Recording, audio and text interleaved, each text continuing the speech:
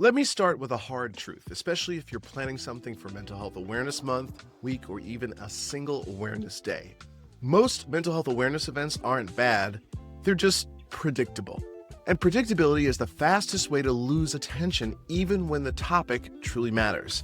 This is part of a series created for people like yourself who don't want to run another mental health awareness event that feels like it's on autopilot. Because here's what's really happening behind the scenes. Your audience isn't disengaged because they don't care about mental health. They're disengaged because they've been exposed to the same messages delivered the same formats year after year. Same slides, same statistics, same well-meaning conversations that stay safely on the surface. Mental health advocacy deserves more intention and attention than that. Real advocacy is creative, it's human, and it understands that people absorb, process, and apply information in different ways. As a mental health keynote speaker and mental health motivational speaker, I've watched the energy in a room completely shift the moment an event breaks the expected pattern. When people feel something different, when they're invited into an experience instead of talked at. That's when the message finally lands. The most effective mental health awareness events aren't built around one idea or one voice. They're designed with variety on purpose. Multiple formats, multiple moments of connection, multiple ways for someone to say, "This one actually helped me." And no matter which ideas you choose to use, there's one anchor that never changes. You must define what success looks like before you plan a single detail. Not just attendance, not just positive feedback, but clear outcomes you can align stakeholders around and measure afterward.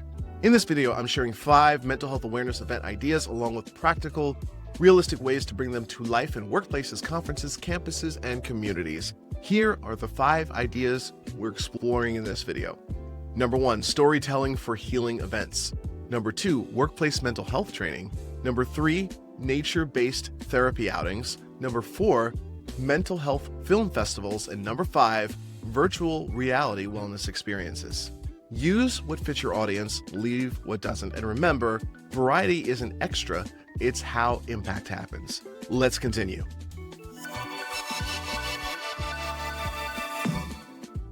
Number 1, storytelling for healing events. Since the beginning of time, us human beings have connected with each other around stories. And finding ways for people to share their stories of lived experience is one of the best things that you can do for bringing people together and giving people hope. And this is something you can actually do on Zoom or any other virtual platform that you use. You can have people in the room together and then put them in smaller rooms. You can even have small groups that talk about things and then come back together. And sometimes that really helps people who are introverts. Use brief polls, reflection prompts, and resource handoffs, but publish select stories with consent and link to support. And to be honest with you, storytelling should be part of any mental health awareness event. Number 2, workplace mental health training. If it's not manager supported and measurable, it won't stick. Mental health in the workplace is such an important topic. For managers, it's important to recognize early signs of mental health concerns, respond with empathy, and remember that they're not therapists, escalate safety, and manage overall team stress. It's important to have peer support in the workplace. That means training volunteers in listening, boundaries, and referral pathways, and having a crisis response plan, clear protocols, de-escalation training, and local resource partnerships. But psychological safety, making work a safe place psychologically is so important. Normalize help seeking and feedback. Track leading and lagging indicators. It's so important that people feel safe showing up as themselves. And so normalizing help seeking and feedback is so important in the workplace.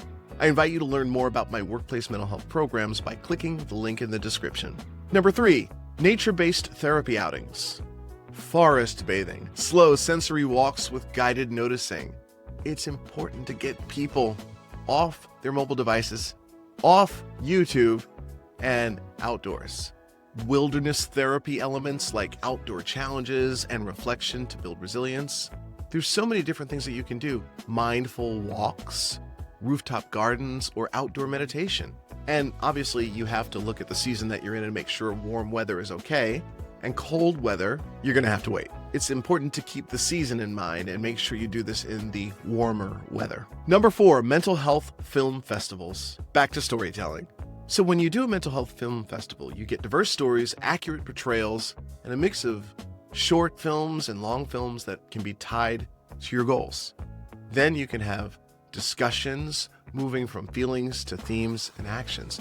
Filmmaker Q&A. Let's say someone does a documentary film, or at your film festival shows a documentary film. Prep questions about research, representation, and recovery, and have resource tables, hotlines, support groups, and local services nearby. Number 5, virtual reality wellness experiences. VR can deliver immersive, mindful experiences, exposure, practice, or relaxation. Recently, I tried this at an event and it was amazing. It's important to budget though for headsets, sanitation, because people will be sharing the headsets, and tech support. You can also do guided meditation with virtual reality and do it as a group, and it's really good for people who might be feeling overwhelmed. Another thing that virtual reality is good for is scenario planning and role-playing, controlled environments for skill building. And you can do virtual reality things with an entire group or just one person at a time. Offer both and debrief from everyone. If what we talked about today challenged how you've been thinking about mental health awareness events, that's not accidental. Growth usually starts with discomfort, especially when we realize there's more we could be doing, because mental health advocacy isn't about repeating what's familiar. It's about evolving how we show up for people. And in the next video, I'm sharing 5 more mental health awareness event ideas that focus on responsibility, access, and real-world impact. These are designed for organizations that don't just want engagement, but want to create environments where people actually feel supported. If this video helped you think differently, please click that like button so it reaches more people, subscribe if you want more videos from me, and share this with someone who's responsible for planning a mental health awareness event and could use some new ideas. When you're ready, click the video on your screen to continue the series, because awareness opens the door, but intention and action determine what happens next. I'll see you there.